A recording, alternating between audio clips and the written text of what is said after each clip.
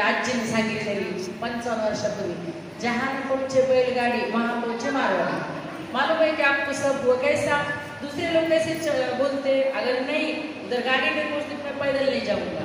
मारवाड़ी समाजामध्ये चिकाटी, उत्सुकता, काम करण्याची, धंदा करण्याची एकदम मजबूतपणा आणि आशावादी समाज आहे, सदैव आशावादी। बघा पूर्ण महाराष्ट्रामध्ये नाही आणि राजस्थानमध्ये कोणतेच मारवाडी समाज कधी तुमची लेडीज कधीच कुठे कोणाच्या दाराला रुपये घेऊन गेली मी पाहिली नाही अजून, मी 50 वर्षात। म्हणजे आशावादी आणि छोट्या गोष्टीतून तुम्ही मोठी बचत, तुम्ही जर 100 रुपये कमवले तर तुमच्या समाजामध्ये तुम्ही 80 रुपये बचत करणार, तसा बाकीचे समाज नाही।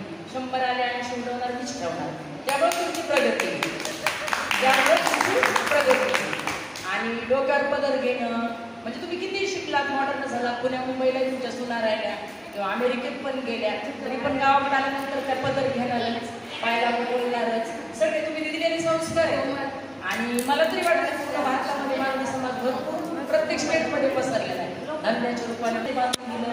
आणि त्या काळामध्ये तुम्हाला इतिहास माहीत असेल, हिंदूंना 4 धाम करायची यात्रा, मंदिरात जायला सप्तसारा वसूल केलेल्याची किंवा टॅक्स असायचा। सम्राट अकबर, टिपू सुलतान, मैसूरचे राजे तुम्हाला माहिती आहे, हैदर अलीचा मुलगा टिपू सुलतान आणि हा अकबर जो मुलगा आहे हुमायूनचा, हे दोनच जे मुस्लिम राजे होते की त्यांना हिंदू धर्माबद्दल आदर होता आणि त्यांनी मारवाडी समाजाचा पण खूप आदर केला।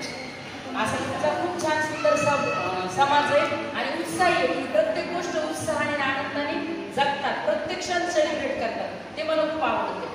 माझं हेच दुखायला मला कंटाळा झाला, माझ्याकडे पैसेच नाही, आता मॅचिंग करायचे, घरात सगळं असते का 2-3 दिवसापासून चालू असं ना, तुझ्याकडचं हे दे, माझ्याकडचं ते दे, हे मॅचिंग पाहिजे, ते मॅचिंग पाहिजे, ते आवड पाहिजे, बरोबर आहे की नाही? आवड असली की सवड मिळते, बरोबर? तुम्हाला स्वयंपाकात आवड आहे, तुम्हाला डान्समध्ये आवड आहे, रांगोळी, मेहंदी, प्रत्येक गोष्टीमध्ये, हे संस्कार तुम्ही तुमच्या मुलींवर पण घालता। पहिले तुमचे लोक एवढे शिकत नव्हते धंदा, आता तुमचे मुलं CA व्हायले, डॉक्टर व्हायले, इंजिनियर